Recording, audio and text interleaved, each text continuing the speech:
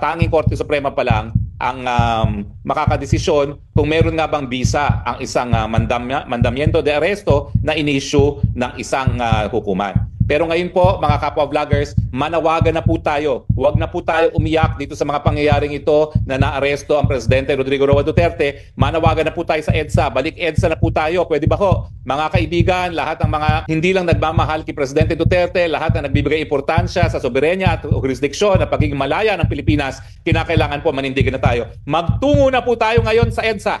Okay, mga vloggers, magkaisa na po tayo ng boses ngayon. Patunguhin na po natin ang ating mga followers sa EDSA dahil yan lang po talaga ang solusyon ngayon. Mahanda naman po ang mga legal na remedyo dyan, pero bukod sa legal na remedyo, bilang isang demokratikong bansa, may karapatan po tayong iparating ang ating saloobin dito sa pangyayari na inaresto na nila ang dating Presidente Rodrigo Roa Duterte. So ako po ang aking panawagan, balik EDSA po tayo ngayon. Enzo Recto, kalaban ang katiwalian at kasinungalingan, kakampi sa katotohanan at kabutihan.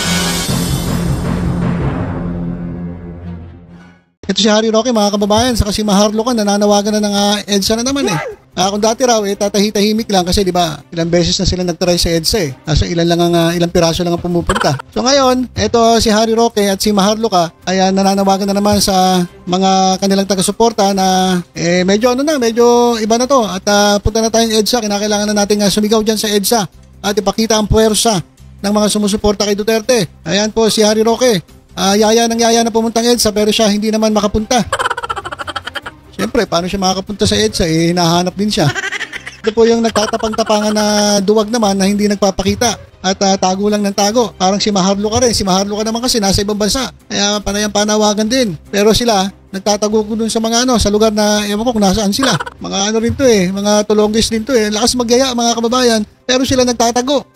Tayo po ay natutuwa at ito ay mahabang biyahe, no? Tungo dito sa araw na ito na actually ay unang hakbang pa lang tungo sa pagkamit ng hustisya para doon sa libu-libong napatay nung panahon ng Duterte administration. So, we are very happy and very grateful at the same time na hindi po nagkagulo, wala hong dumanak na dugo at ito po yan, binigyan po siya ng karapatan niya, no? Yung kanyang due process na yun mismo ang pinagkait niya doon sa mga pinagpapatay na libu-libong biktima ng EJK. Meron po tayong mga nahagip na impormasyon pero hindi po kasi natin pwedeng sabihin ng mga panahon na yon dahil baka makatakas o baka hindi po mangyari itong paghuli na ito. Ang nakikita natin dito ay at some point iti-turn over yan siya sa The Hague para malitis siya dun sa kanyang kaso na crimes against humanity sa ICC. Magaling po yung ating ating kapulisan. May hats off to General Marbil and General Torre.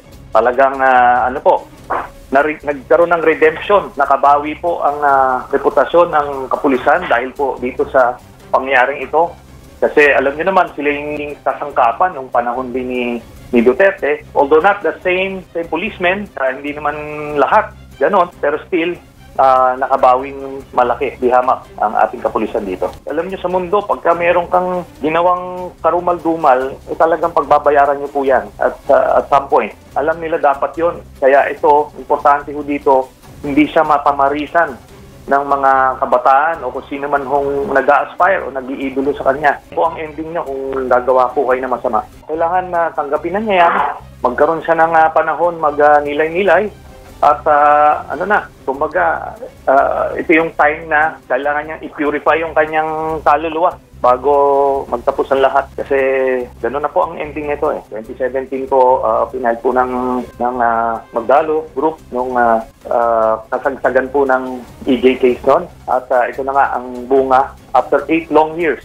Nakamit din po natin itong hindi lang warrant, kundi yung actual arrest. Pero unang hakbang pa lang po yan tunga sa actual justice na hinahangad po ng mga namatayan. Sigurado na gagawing issue yan. Nasa gitna tayo ngayon ng kampanya, di ba, para sa eleksyon. So sigurado yung posisyon ng bawat politiko, bawat tumatakbong kandidato tungkol sa issue na ito, gagawin, sisiyasatin yan, di ba? Gagawin, magiging matindi at mainit yung usapin dito sa panahon ng kampanya. And definitely, yung mga supporter ni dating Pangulong Duterte, yung supporter ng kanyang pamilya, ng kanyang anak na si VP Sara Duterte, hindi naman sila basta mananahimik dito. So I'm sure susubukan nilang gamitin yan para mag-generate ng simpatsya para sa kanilang mga kandidato, para sa eleksyon, at para din doon sa hinaharap na impeachment case ni VP Sara Duterte sa Senado. So definitely, ito ay simula pa lang ng isang mainit na debate tungkol dito sa isyong ito sa darating na mga araw. At kasama dyan, siyempre, yung mga membro ng Kongreso na bumoto para impeach si VP Sara, at maraming sa kanila ay tumatakbo for election sa kasalukuyang midterms natin ngayon. Obviously, gagawing issue yan locally, tingin ko.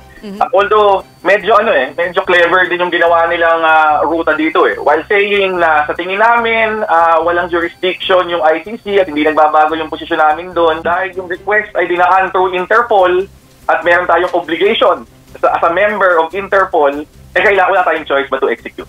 Yun yung ginawa nilang dito legal cover. So kumbaga without abandoning yung kanilang original position on yung continued effectivity ng Rome Statute of the International Criminal Court sa Pilipinas, nakahanap sila ng paraan to still comply with yung international obligation by citing Interpol membership and Interpol cooperation. So medyo meron namang cover. Pero of course, definitely, sa tingin ko, locally, gagawing issue yan. At expect natin sa darating na mga araw na isa yan sa mga magiging talk point ng mga magiging kritiko nitong pag-arestong ito. Sigurado, susubukan gamitin yan nung kampo ni VP Sara para makakuha siya ng mas malawak na simpatsya at suporta dun sa kanyang hinaharap mismong impeachment trial. Pero siyempre, hindi naman magpapaiwan yung kabilang kampo, di ba? Susubukan din naman nilang palabasin na itong nangyaring ito ay tagumpay ng hustisya. And actually, on a certain level, nag-agree ako doon.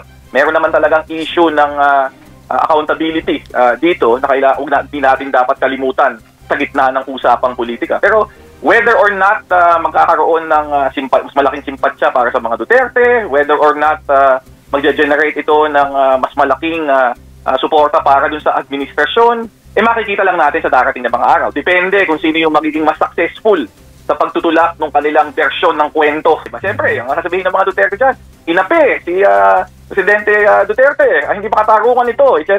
Sasabihin naman ng administrasyon, ano lang to, di ba? Pagpatupad ng batas, di ba? Accountability para sa mga krimen na ginawa nung habang siya ay nakaupo bilang Pangulo. So, ang hihintayin na lang natin, sino bang mas mapaniwalaan? Di ba? Sino bang mas makakakuha ng suporta para dun sa kwentong kanilang ihahain sa harap ng ating mga kababayan? Bunyog, bunyog, halikan na kasama ka. Bunyog, kapag buklod ay may pag-asa. Luzon, Visayas, Mindanao, isa ang pananaw. Sa bagong Pilipinas ang bunyog isisigaw.